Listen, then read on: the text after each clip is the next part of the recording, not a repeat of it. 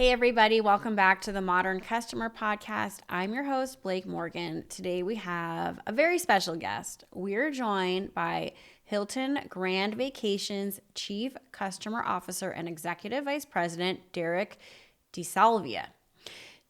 Hilton Grand Vacations has 22,000 employees, and Derek is responsible for the company's club service, inventory management, resort operations, and brand standard functions. Derek works to ensure the company delivers unparalleled customer service to its owners, members, and HOAs. He leads the company's overall customer service function, including sales and service compliance. Prior to the role at Hilton Grand Vacations, Derek held multiple leadership roles, including Disney Vacation Club, where he led sales operations across key Disney properties, including Walt Disney World, Disneyland, Disney Cruise Line, and more. Please enjoy Derek De Salvia. Derek, welcome to the Modern Customer Podcast. Where are you based? Hi, Blake. I'm based here in beautiful, hot Orlando, Florida. Oh, yes, it's that time of year where it starts to warm up and the humidity hits. But are you one of those East Coasters that kind of enjoys the humidity, or is it painful? No, I think I'm used to it now. I'm originally from New York City, so we had hot summers up there, but Florida is a whole different kind of heat and hot, especially Central Florida. And you're kind of used to that because you were at Disney, another Florida staple, and now at Hilton Grand Vacations for a long time. How did you get into this sort of customer experience focus? I think for me, what I realized several years ago, many years ago actually, was I liked being in the hospitality business. I was in food and beverage for a very long time prior to getting into this industry, and really just had a passion for engaging with customers, having great conversations, understanding customers and their needs, and then having the ability to lead large teams, both at Disney and here at Hilton Grand Vacations, really have an impact on that customer experience, right? Doing things every day, every month, every year, and planning strategically to really improve that customer experience over time. And for our audience that aren't as familiar, what is the difference between Hilton and Hilton Grand Vacations? Question that's asked often, and I appreciate that question. So thank you so much. So Hilton Worldwide is the hotel brand. So they do a fantastic job being hotel operators and managing the hotel portfolio for Hilton. Hilton Grand Vacations is kind of, in lack of a better term, a subsidiary of Hilton Worldwide, and we hold the licensing name for Hilton.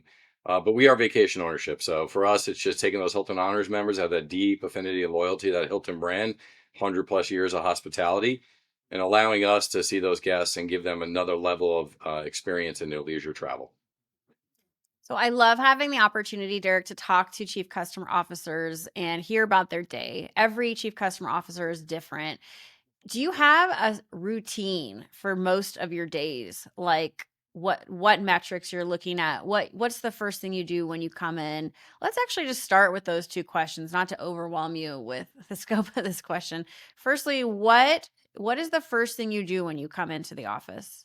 The first thing I do is look at my day that's planned and then realize that it's planned this way, but some things may happen in that day that change that plan. But, it's really being thoughtful about what's on the agenda. I actually look at it, my calendar a couple of days in advance and the night before and start planning my thoughts and my ideas around the meetings I'm going to go in for that day and what we're going to do. But the number one thing we look at really every day for my whole teams over wide team spectrum is, how are we impacting what's happening today, but really planting the seeds for tomorrow? So how are we accommodating guests? How are we planning for experiences on property? How are we opening up accommodations? And how are we tracking and measuring our customer profiles, both our members that are in the club and part of the program, and then guests that are coming to visit us through, Hilton.com, through a rental platform, just making sure we're prepared and looking at our key metrics that really give us a snapshot into the future. And that when we get to that date and that time frame, I tend to look 3 to 6 months ahead, that we know we're well prepared for what's ahead of us. So metrics for the customer experience world are a big point of contention. Some people love NPS, some people hate it. What are those success metrics that you really can trust when you come into the office? Yes, so for me, it's a pretty good grouping of data points. I think you have to take those and really understand the story. So we look at from our club experience platform, we look at post call surveys, right? So when our members engage with our agents and they're trying to plan their vacations or do different experiences, how do they feel about that call when they get done? And our scores are incredible. They're in the mid to high 90 percentile. Then we look at our stay score on property and how our guests experience in their stays in the room cleanliness, the guest experience, friendliness for our staff, many different things. And we look at those two, for example, and say, hey, we're treating people the right way. They're calling in, they're arriving, we're taking care of them. But we also want to know how they feel about their membership long term. So NPS is important as well too. But these are directional things for me, and I want to make sure that we watch those very carefully. So the two I really pay attention to, I'd say on a regular basis, daily, if not for sure weekly, is the stay score and our post call surveys, because that is the most interactions we have with our members and our guests. Absolutely. So I love that. I love just common sense metrics for customer experience. Like, are customers coming back? Are they spending more? We don't hear about that as much as I think we should. Yeah, look, I mean, the way we approach it is we want to know real time what's transacting with our guests and our customers, because that is the most important data point. The NPS is great, and we definitely look at that, how they feel about the company, how they feel about the brand, are they willing to promote and accommodate people, et cetera. But I want to know what's going on daily and how they feel about us in those immediate interactions and how we're delivering on hospitality. So, one of the things that I need to ask all the guests, because it's such a hot topic right now that everyone is interested in, is technology and AI, data. Every executive today is paying attention to AI, thinking about how to apply it to the business. You talked about data points. Can you share any of the ways that you're using AI and applying it to some of the things we've talked about today, whether that's success metrics or customer sentiment? Sure, I won't share all of our secrets, but I'll give you some of the use cases that Thank you. we have. Well, first, I want to back up and say, I think people have to realize, and we do, it's become a standard from the customer, right? Technology has crossed into many different businesses as a baseline expectation, but I think customers now say, what technology, breaking technology, and advanced technology are you using to take care of me and customize my experience daily? And that's really difficult. So, a couple of different ways we use AI. With our team members, we have a couple of different platforms that we use, but one core platform in our call centers that really measures customer sentiment, interactions, adherence to our process, making sure that we're not missing any steps in that call or that customer journey. That's really important to make sure that is a very well executed call and drives focus on that customer. On our member platforms, we're using AI now to really understand member profiles, how they travel, where they may like to travel, making recommendations on upcoming travel, and just being more thoughtful about planning in advance and making sure they get the most out of their membership as possible. Got it. Love that. I think using sentiment analysis and applying that for coaching of agents is so key, especially in hospitality where customers are becoming increasingly fickle. There's a lot of change right now with travel hospitality. The economy always keeps us on our toes. Are there any trends now with your type of business that you're seeing that are specific to this year that you didn't see last year? Yeah, I think what I would say is this year we've seen trends grow. And going back to the machine learning AI, use cases, it's really having that insight, that customer insight, that 360 view of, well, it's great to have the 360 view of the customer insights and interactions, but you have to understand in that insight, there's segmentations of those different customers and what they want, right? From age demographics to travel trends, et cetera. So the one thing we see emerging more and more is people want a wide array and menu of, I always say experiences, but I think it's more than that, right? It's experiences, it's, recommendations on dining or concerts or ways they can use their membership, to the way they stay, to other travel experiences, cruises, booking adventure travel. So we stay on the cutting edge of that and are always seeking to evolve those platforms daily, right? We are always curious to say, what else can we provide back to our members and our guests that makes us unique and really strongly identifies our brand. So, I think for us, it's just simply a way of working every day that we focus on. It's interesting in your space. I mean, you've been at the company a long time. It really has evolved with so many new players edging in. Airbnb, VRBO, so many different types of ways to travel now. Do you think it's been good for Hilton Grand Vacations to keep you guys on your toes as competition keeps changing and the whole landscape has changed so much in the last 6 years? Well, I think competition's always good in any industry, right? So you don't rest on your laurels and get comfortable with what you have, but you're always seeking to improve what you can be. So that's really important. But yeah, I think that definitely has increased the intensity in the landscape, and it's very interesting for me because to sit back and look at the sharing economy emerge in these brands over the last few years, and yet this sharing economy has been here for 30, 40 plus years. And we've really taken a step forward into changing what this product looks like and what our membership looks like. So it's just really interesting to see the crossroads as new industries emerge and set trends, and how do we leverage those trends in this industry that's been around a very long time and provided, plus 725,000 plus members, incredible experiences for many, many, many years. So let's just talk about your customer, the customer of the timeshare experience. What are some of the nuances why do they keep coming back to you and they don't go elsewhere? What do they get from you that's unique? I think the one thing they get that's most important is there's a list for sure, but the number one I would say would be that level of consistency and comfort, right? People know they can come back to our properties 200 plus all over the world now and have a consistent experience, consistent accommodation, great interaction with our people, and they have a brand loyalty now to us and what we do. And we hear so many stories from our members. Now you got to look, members in our organization have watched their children grow up in our product year after Mhm. year after year, and now their children growing up, their grandchildren, so to say, right? In many circumstances. But we've also seen the younger demographics start entering into our product and our organization because of the things we offer with the membership. So it's really unique to see how this is being used across the platform. And I think people love that. They come back and, it goes back to your comment earlier about, NPS. NPS for me is directional, but it also, I think there's a hidden NPS where people share. They may not be willing to promote that overtly, but they share that their experiences and things they're doing are exceptional. And so people strive to have that, right? It's the ultimate acronym of FOMO, right? With travel and things in life, that you don't want to miss out on things. So people become curious and want to seek out what we offer and what we do. And the more our name gets out there and the more we share our stories, the more those stories amplify across the organization. So I want to switch gears, Derek, and go back to your leadership style and how you connect with team members. Even though you are in the C-suite, I know you believe in getting out and being physically present with team members.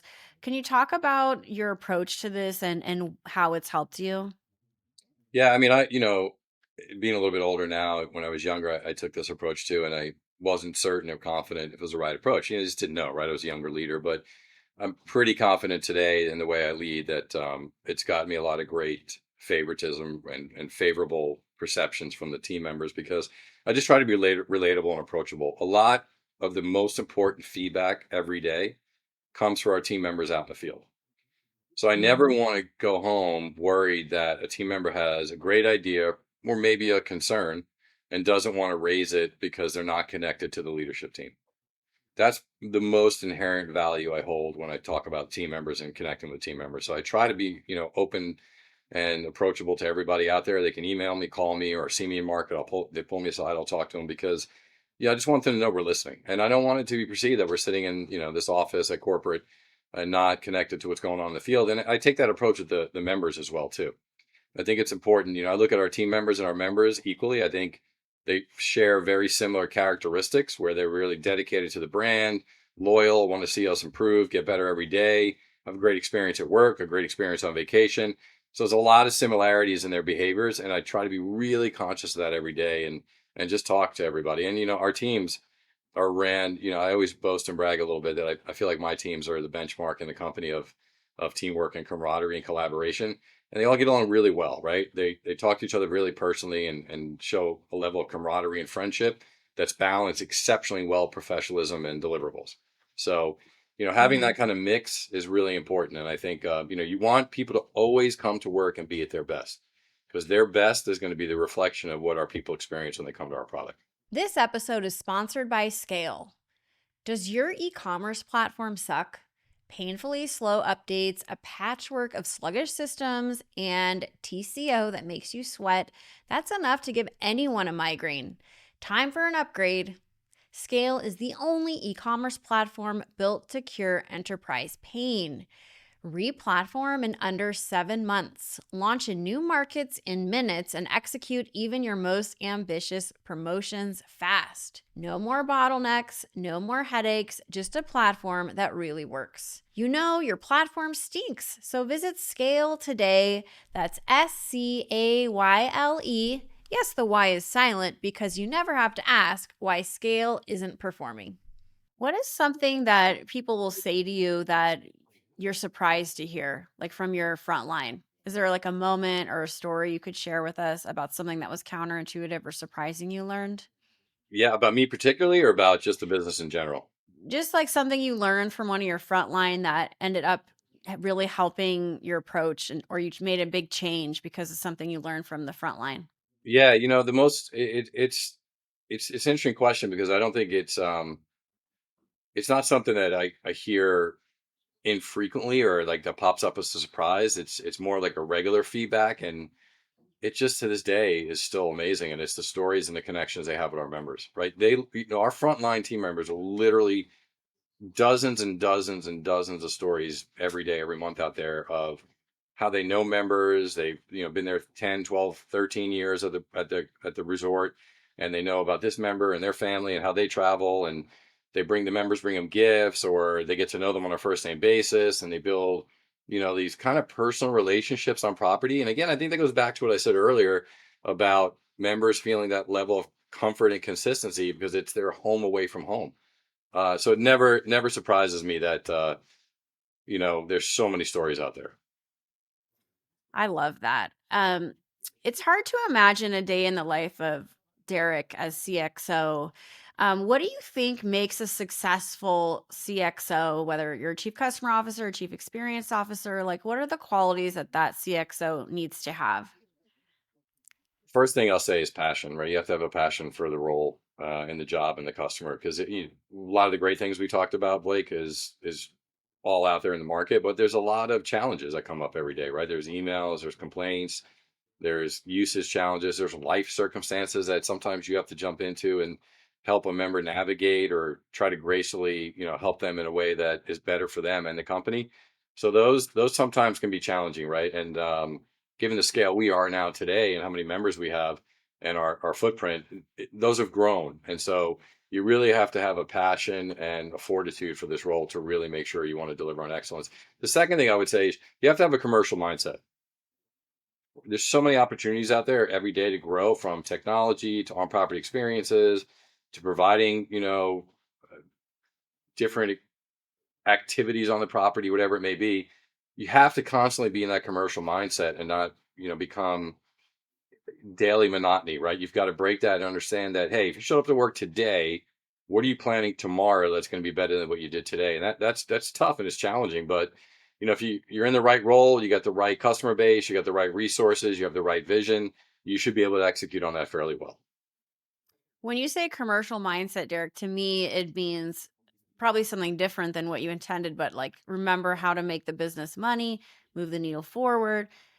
What is your definition of commercial business minded? Yeah, I think that's half of it, right? I mean, it's always about monetization and securing the company financially, and making sure that you drive the most efficiency, and look at the P&L and drive that P&L. But commercial mindset is also commercializing the experiences around people, so that they have things to do, or that you're giving them new amenities, new activities, new off-property experiences, new member benefits.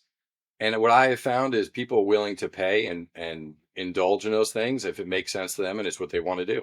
So part of that commercial mindset is understanding and going out there and being curious and researching what's out there in market, and understanding if it fits into your business model or your business or where it's going. And if not, then you depart from that and you really focus on what you can utilize in the organization. So it's really about balance, right? The commercial mindset. I don't think you go all the way to Bright and say we're going to do everything we can to drive top line dollar and fatigue our members or our customers. But it's no, it's like we're going to go out there and make sure that We protect the financials of the company, but we also have the customer desires, wants, and needs in mind. And we're listening to our customers, because if you're listening, you're out there in market like we talked, and you're connecting with your customers and you're receiving feedback, good and bad, you're making decisions every day from a commercial mindset that makes sense.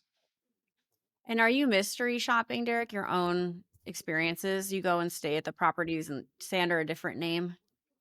We so a couple things. We mystery shop anyway, right? From a lot of different perspectives, and we use the technology and the AI platform to really measure call friction, adherence, and customer sentiment. But yeah, listen, I love going out on a property. It's very hard for me to go under a different name because one, I don't want to, lie to the team members and not let them know I'm coming, and I also balance that with being light and making sure they don't disrupt their operation because I'm coming. But often what I do is I'll walk around the property, go in the elevator, go to the food and beverage outlets. On my downtime, I'll put on a baseball hat, go to the gym, work out, and I'll just organically talk to people. Mhm. Circumstance that comes up and comes to mind is I was in Vegas for F1, one of our marquee events. I was coming back from the gym and I was in the elevator. I was talking to members and they were telling me what the great experience is.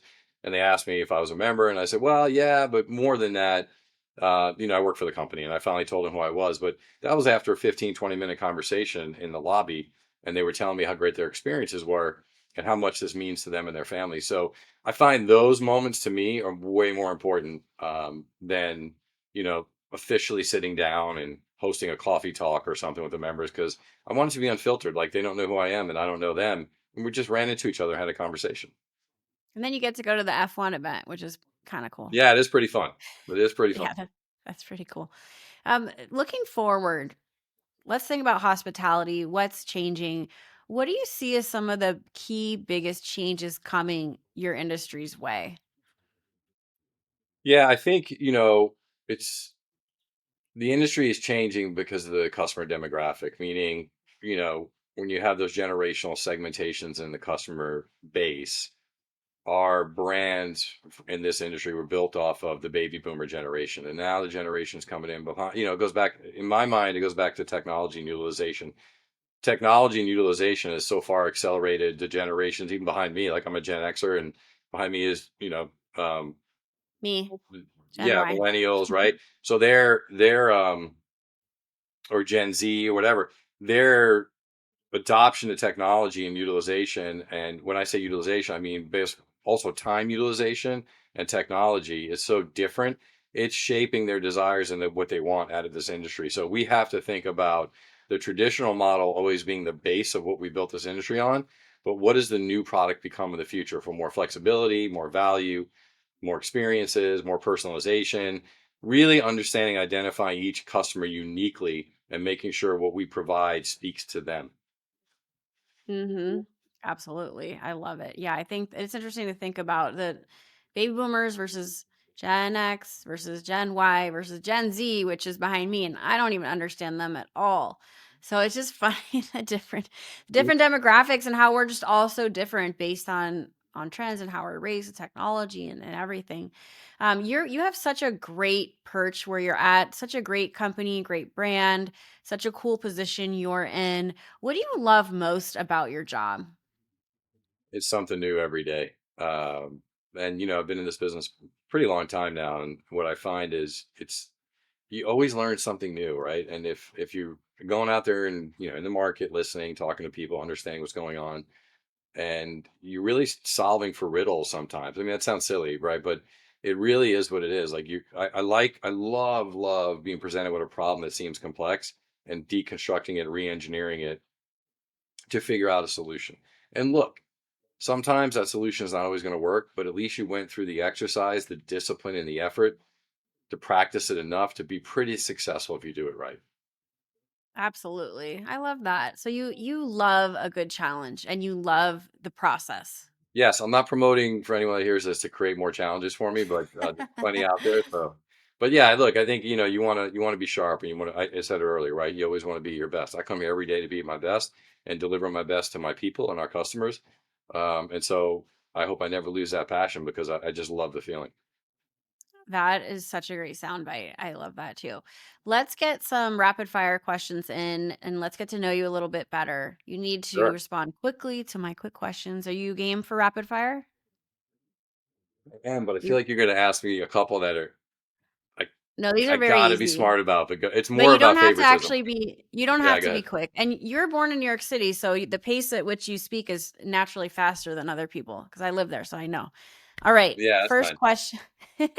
What's the most important part of your morning routine? Preparation and prayer. Like every day before I leave my house, I make sure that my mindset's right. I say some prayers. I get ready for the day and try to put things in perspective. I always say if you're at this level and you're operating, you should know how to do it pretty methodically. You got to take care of yourself first. Great. Love that. What do you do to relax at the end of a hectic day? Um, well, in the beginning of the day, I work out and exercise to clear my mind to prepare for the day. And at the end of the day, I just like coming home and seeing my family. I Totally. leave. Love it. I when I open the door, I leave work outside the door. Kind of. I answer emails and stuff, but I try to make sure my mindset, my attitude is really focused on my family, and I don't bring any work problems into the house. So important. What show are you currently watching on a streaming service like Netflix? Not. It's like I feel like there's a gap right now, and I'm waiting for my shows to come back out. So House of Dragons. I'm waiting for the next season. I was big into Game of Thrones, and I think really there's not much else I've been really watching and gravitating to. Nice. Okay. That's all right. What's your idea of perfect happiness? Idea you broke out the last second. The idea for Oh, what's your idea of perfect happiness? laying on the beach with my family when it's not too hot and the water is perfect and just relaxing. And if you could have lunch with anyone dead or alive, who would it be? Oh, it's such. I always get this question. It's the same all the time. Jesus, because everyone else is just here and is a human, and I'm just curious to really know the story. Awesome. Well, this has been so fun. I hope you'll come back. I definitely learned so much from you, and I'll be booking my next trip with you guys. So I look forward to seeing you somewhere out, like somewhere beautiful by the beach. You let us know. We'll take care of you, Blake. I appreciate the opportunity and happy to join anytime you need us. Everybody, you've been tuning into the Modern Customer Podcast. Until next time. Thanks for watching. Please don't forget to like or subscribe and follow my social content on other platforms where I post content daily, including X, Instagram, LinkedIn, TikTok, and more.